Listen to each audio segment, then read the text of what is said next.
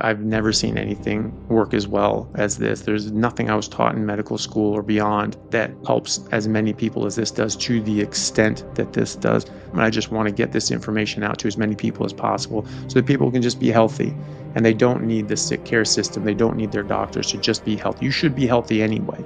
It should be an accident, an emergency that makes you go to the doctor to get help.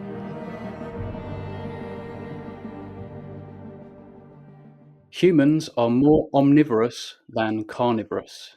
That's roundly false. You can look at it from the fact that we've been eating predominantly meat for over 2 million years. We've been apex predators for 2 million years. And also, the easiest way to look at it is there are nutrients that we have to have that we cannot survive without, that we can only get from meat.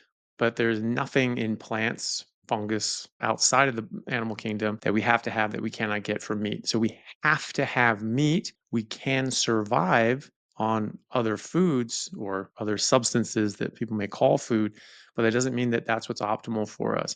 And a cat can survive on up to 60% of its calories from carbohydrates, and that does not make them omnivores. They are carnivores. They require meat. We require meat. We are obligated to eat meat. We cannot escape that. Therefore, we're obligate carnivores. People on a meat-centric diet should be concerned with heterocyclic amines, these chemical compounds that are produced when cooking meat at high temperatures. I would say it's false. It's the law of adaptation. What you've been exposed to the longest is what your species is used to and is biologically capable of consuming. And we have evidence that humans have been eating cooked meat over an open fire at high heat for at least 1.6 million years. So we've had at least 1.6 million years to get used to whatever happens when you cook meat. Only certain populations have had 8 to 10,000 years to get used to eating the toxins that are found in plants. Native Americans, Native Australians, the Maasai, other native populations have only had 100 or 200 years to get exposed to these plant toxins. And so, if people have no problem, eating plants, then they should have no problem eating cooked meat. The studies that were done for cooked meat looked at mice. There's these animal models, so that's not necessarily translatable to humans because humans have been cooking meat for 1.6 million years. Rats have not. And so it's very different exposure. And they also used many thousands of times of these chemicals than you would find in a burnt piece of meat. So it's really not a translatable or useful study. Plants, like fruits and vegetables, seem to be more carcinogenic than animal products. That's definitely true. There are known, categorized, classified, and named carcinogens that are in fruits and vegetables. We've known about this for decades. And there are no known carcinogens in meat. People will claim that heterocyclic amines could potentially be cancerous, but again, that's only in animal models and it thousands of times the levels that you get in burnt meat. And also, don't burn your meat. And then there's no carcinogens in there at all. The accusation that meat was carcinogenic came from extremely flawed consensus groups, not scientific endeavors, and it was roundly condemned.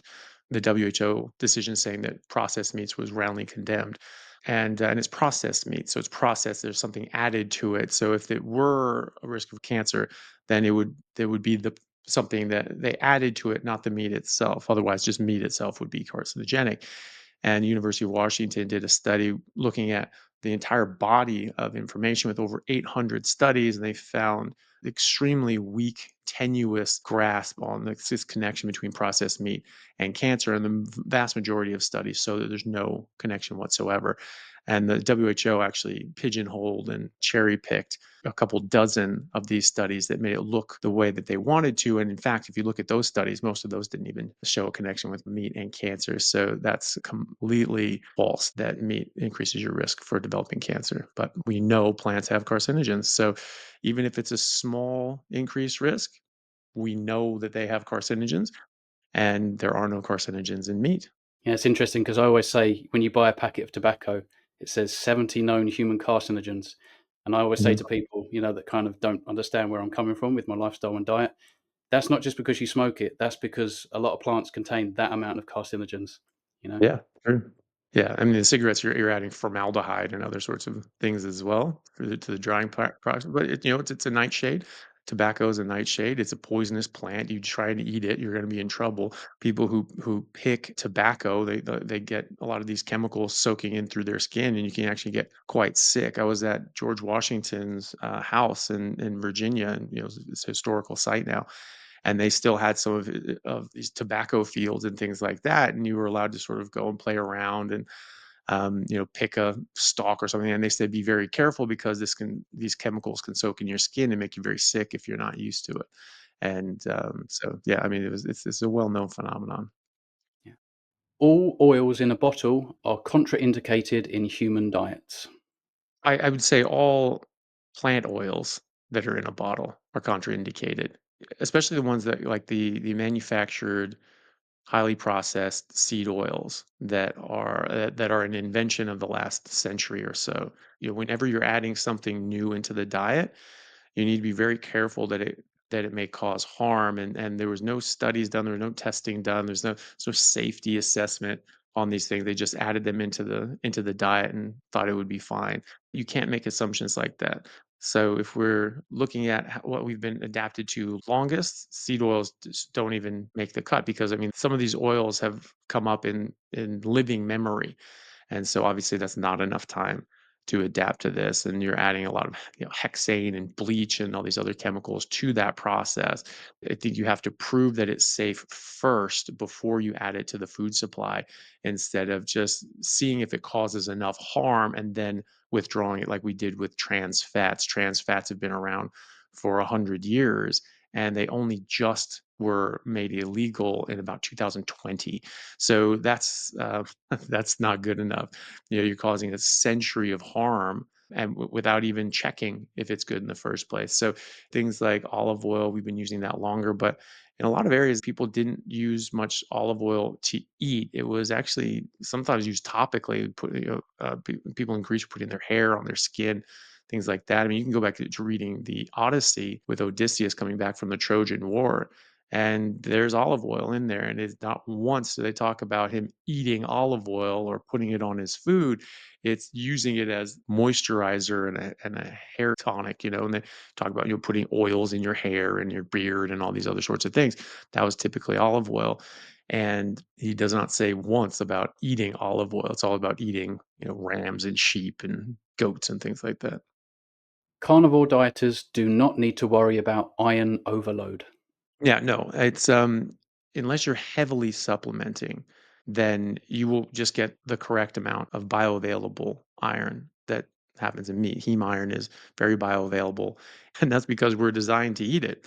Things that are very bioavailable are more likely to be something that we've adapted to. Things that are not bioavailable are obviously things that we're not adapted to. This is another point against eating plants, is that they don't have the bioavailability because we don't have the enzymes to break them down and release those nutrients, because we are not adapted to them, because that's not our natural food. And so I have hundreds of patients who are on a carnivore diet. I've spoken to tens of thousands, hundreds of thousands of people around the world, but I have directly ordered blood tests for hundreds and hundreds and hundreds of people, actually, probably more than that at this point. And I don't see anybody getting overload. In fact, I have several patients who used to suffer from iron overload, just eating a standard diet and then going on to a carnivore diet with ostensibly more bioavailable iron. Their ferritin levels and iron levels actually normalized and optimized. And so it's more to do with how your body processes and metabolizes iron than just how much is just coming in raw form. Unless you're heavily supplementing, if you're just taking massive amounts of iron supplementation. That actually happened yesterday. I had a patient who normally had very low iron. She had to get regular iron transfusions prior to going carnivore. And so she was on iron supplements and needed to get iron transfusions. And then she switched to a carnivore diet. Now her ferritin is up and her iron is up. And she said, "Wow, that's amazing, because my ferritin levels were down at 10, and I was feeling horrible, and I got a transfusion and put on these supplements." And so now she was on the other side of that. So it's like, okay, well, you don't need those supplements anymore because your diet is optimal. So now she's stopped that and we'll be fine. But I actually see the opposite. So I've seen people with true iron overload, and even some people with hemochromatosis, where you have a genetic reason that you build up iron, and actually they've normalized as well and have been able to stop donating blood. And so I've had a number of patients that used to have to donate blood every 2 months, or else they would get iron overload, and now they have perfectly normal iron. A carnivore diet only works for certain blood types. That would be false. This is an interesting one. I don't know why this is gaining so much traction, but lions have different blood types. Parrots have different blood types. Salamanders have different blood types. That doesn't mean that they need a different diet.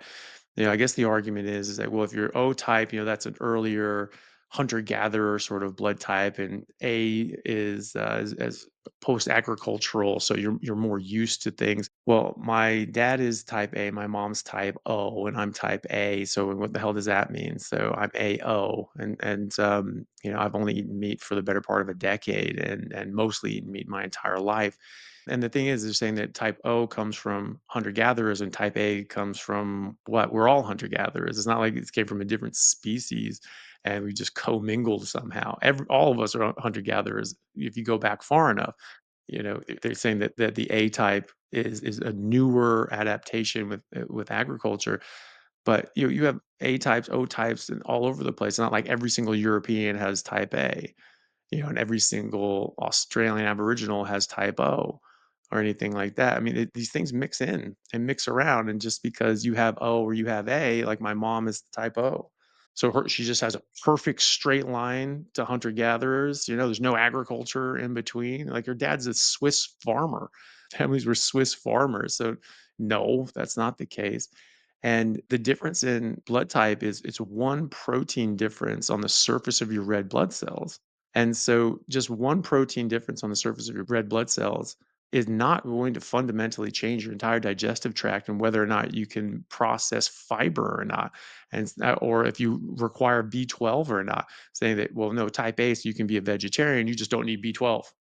Type A's just don't need B12. Of course, that's ridiculous. We all have the same nutritional requirements, the same essential nutrients. Some that can vary a bit. Some people need carnitine or taurine from their diet. They can't make that appropriately themselves, and so they need it more from their diet. But we all need B12. People with type A still need B12 and other such things. So no, and it's not going to change the fact that, the length of our small intestine to large intestine and our ability to process fat and, make bile and all these other sorts of things. So no, that doesn't actually play a role in digestion.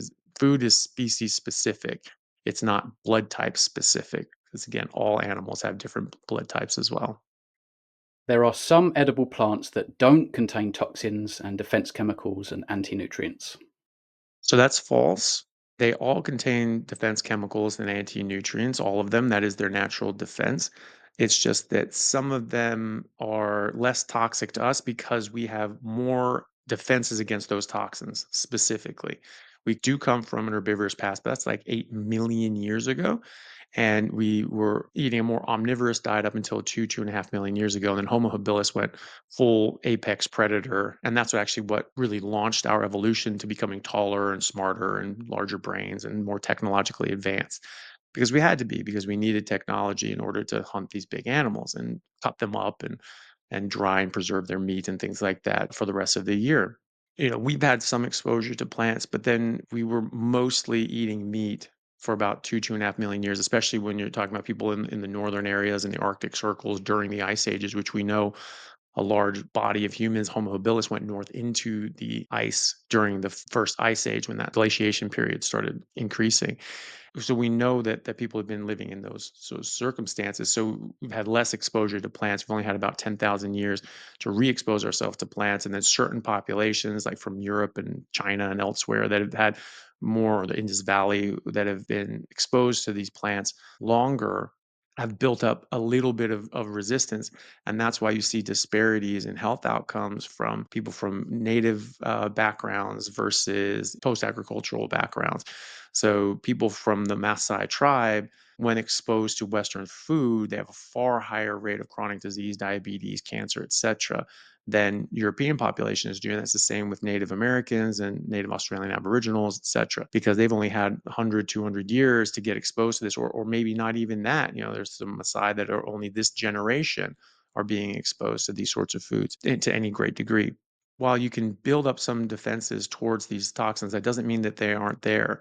And especially the anti-nutrients, no one has defenses against those. No one has been able to develop the enzymes to break down the bonds that phytic acid makes with nutrients and minerals and things like that. Tannins, lectins, phytic acid oxalates, they will bind irreversibly to these nutrients, and we don't have the machinery and enzymes to break that down. So the toxins, maybe some we've sort of dealt with the toxins a bit, but the anti-nutrients, they're in full force for everybody. If you think about it, avocados and grapes, and people say, "Oh, well, those are fruit and they're super good for you." Well, they kill cats and dogs. How is an avocado or a grape killing cats and dogs? They're not choking on them, right? They're toxins. There are toxins in there, and those toxins are deadly to a cat and a dog, and we have more defenses towards them. But think of all the tannins that are in wine and red wine, especially. Tannins are defense chemicals. Tannins are anti-nutrients. They'll bind and denature to proteins, so you can't absorb them and utilize them properly, and they can actually damage us directly. So people know about tannins, but they think, oh well, there's all those tannins in red wine. Where did those tannins come from? They came from the grape. And so those tannins are just more toxic to dogs and cats than they are us. But there are still toxins, there are still anti-nutrients. It's just certain animals have more or less of an ability to deal with those toxins than others. But that's why you see a huge heterogeneity between what plants certain animals can eat, and we can't eat all of the same plants that certain animals can, and dogs and cats cannot eat all of the same plants that we eat as well without getting very sick or dying. Beta oxidation is superior to glycolysis. Yeah, I'd say that's true. I mean, the vast majority of your tissues require fat oxidation and ketones or prefer them. And so this leads to many benefits as well. Decrease in inflammation by beta hydroxybutyrate blocking the NLRP3 inflammasome. You only need one NAD plus molecule to convert ketones into two acetyl CoA molecules that then go through to make ATP, whereas you need four NAD plus molecules to convert glucose into two acetyl CoA molecules and make the exact same amount of ATP. So there are quite a lot of benefits to this. Your brain, your heart, your intestines, and even your muscles and other tissues prefer ketones and fat oxidation for fuel source rather than glucose. Why do I say that? Because everyone says, oh, you need glucose for your brain. Well, we make glucose when you're in ketosis, so problem solved. But in fact, the majority of your brain runs on ketones as long as there are ketones available. So if you have ketones available, even if you have an abundance of glucose, two-thirds of your brain will only run on those ketones, and it will just not even register that glucose. So that's clearly a preference. And that's same with your cardiac tissue. Your cardiac myocytes prefer ketones and will run on them first if and when they're available. Same with your intestines. This is why people say that, well, you need fiber because it makes short chain fatty acids in your large intestine, and that gets broken down into beta hydroxybutyrate and these ketone bodies. And that's what your intestines prefer. Like, okay, well, go into ketosis, and then you'll have even more of these available. And actually, in fact, more studies have been coming out about people on a zero fiber diet, a high meat diet, and they're actually finding that the SFA levels are actually higher than in people that eat fiber. So that's wrong, and like most other things to do with fiber, but the body prefers this. And even in athletics, people say, well, you need glucose, you need glycogen to be an athlete. That over past your zone 2 exercise, you're just burning carbs. So over 60% VO2 max, 60% maximal effort level, you're only going to be burning carbs. But that's only for people who eat carbs already. Studies have shown that in the Volek Faster trial in 2016, that world-class athletes, when they're in ketosis, they actually are oxidizing fat at over 92% VO2 max to some degree. and then only using about 9-10% of their energy comes from carbohydrates, which they just make endogenously.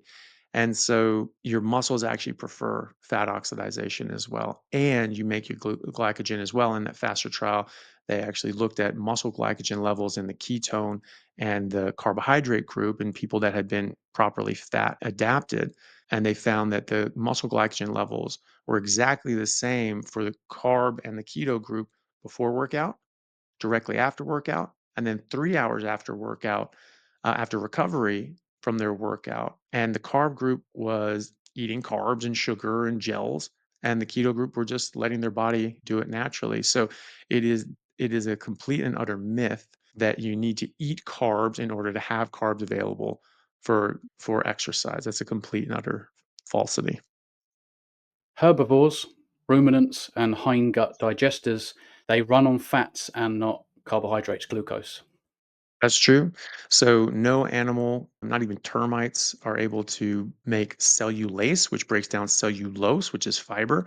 It's the microorganisms in their gut. So in termites, it's actually protozoa. In cows, it's different bacteria.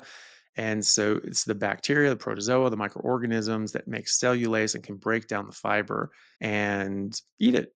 And this is what, breaks down plant matter in on the forest floor and things like that. You see these little microorganisms. And so the microorganisms eat the fiber and the glucose from the fiber. And as a byproduct, they make short chain fatty acids, which are 100% saturated. And then you get a die off of these bacteria or protozoa that have now upcycled these nutrients and made different proteins and unlocked nutrients. Then they die off and they get absorbed. So a large portion of the protein that cows and other herbivores get is actually bacterial protein sourced. And this is going to be disgusting, but Japan is actually looking at treating sewage. There's like huge bacterial content, and actually treating sewage and isolating these these tons and tons and tons of bacteria and putting them in as a high protein food substitute. I mean, this is one step away from Soylent Green, but this is yeah, it's just making these these poop cakes, these protein poop cakes. But that's true. I mean, that's how herbivores get their protein and their nutrients is from that bacterial die-off. So the premise is sound but disgusting all the same. So I think I'll stick to beef myself. Yeah. Living a more natural life, getting outside, getting in the sun, getting off screens, and eating a biologically appropriate diet are the things that we need to be optimally healthy. And I'm trying to share that with people so that they can make that decision, reclaim their health, get it back from the doctors and the pharmaceutical companies, and then go to the doctor when there's a problem, but not have their life be a problem and be constantly sick and dependent on all of these drugs, which do not address the root cause.